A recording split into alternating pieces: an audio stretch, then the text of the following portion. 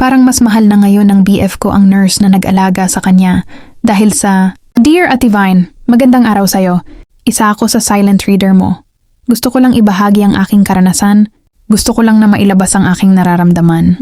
Medyo mabigat natin kasi itago mo na lang ako sa pangalang Joy. Nung naoperahan ng boyfriend ko, hindi ako nakasama sa mismong araw ng operasyon. May trabaho ako noon at hindi talaga ako pwedeng umabsent. Kahit masakit sa loob ko na hindi ako ang nasa tabi niya sa oras na kailangan niya, pinilit kong intindihin ang sitwasyon. Ang mahalaga sa akin, ligtas siya at maayos ang operasyon niya.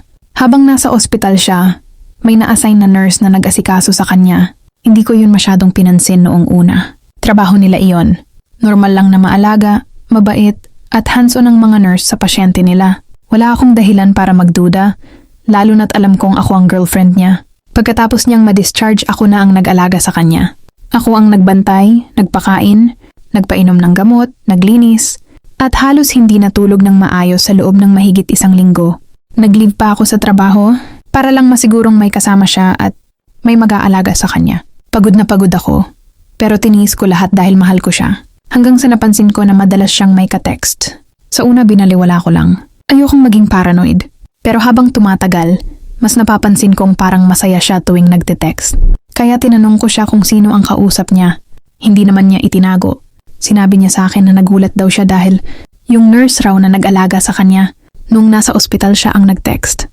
Nangamusta lang daw ito at nag-reply lang naman siya para magpasalamat. Sabi pa niya, hindi raw niya ibinigay ang number niya. Pero doon na nagsimula ang pagdududa ko. Nung sumama ako sa kanya sa follow-up check-up, doon ko mas lalong naramdaman ng sakit. Nagulat ang doktor nang makita ako. Akala raw nila wala pang girlfriend ang boyfriend ko. Inamin pa ng doktor na nireto raw nila yung nurse sa boyfriend ko habang nasa ospital siya. Humingi naman sila ng paumanhin sa akin. Doon ko rin binanggit sa doktor na nagte-text pa rin yung nurse sa boyfriend ko. Sabi ng doktor, kakausapin daw nila ang nurse at mukhang hindi raw nito alam na may girlfriend na ang boyfriend ko. Umuwi akong may konting pag-asa na baka doon na matatapos ang lahat, pero hindi. Nagpatuloy pa rin ang pagte-text nila. Mas naging madalas. Mas naging masaya ang boyfriend ko sa mga usapan nila. Ramdam ko na parang may kilig, parang may paghanga, lalo na kapag ikinukwento niya kung paano raw siya inalagaan nung nasa ospital.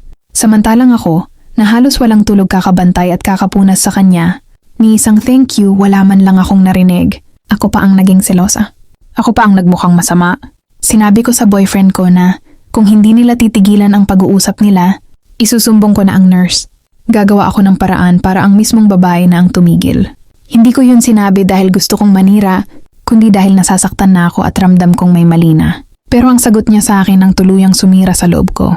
Sige, itry mo, sabi niya. Ako ang haharap sa'yo. Parang binuhusan ako ng malamig na tubig. Bakit parang mas kinakampihan pa niya ang babae? Bakit parang mas mahalaga ang nurse kaysa sa akin na girlfriend niya? Dahil lang ba wala ako noong mismong araw ng operasyon at noong mga araw na nasa ospital siya? Doon ba niya napili na palitan ako? Dahil ba mas magaling mag-alaga ang nurse? Siyempre, trabaho niya yon. Pinag-aralan niya yon ng ilang taon. 4 na araw lang silang magkasama sa ospital. Ganun na ba kadaling ma-in love? Samantalang ako, mahigit 1 linggo akong nag-alaga sa kanya. Halos wala akong tulog. Inuna ko siya kaysa sa sarili ko. Pero ang kapalit lang pala ng lahat ng iyon ay selos, sakit, at banta na ako pa ang aawayin niya kapag ipinaglaban ko ang nararamdaman ko. Hanggang na ngayon, paulit-ulit kong tinatanong ang sarili ko. Ako ba ang mali? Selos lang ba ito? O talagang may unti-unti nang nawawala sa amin?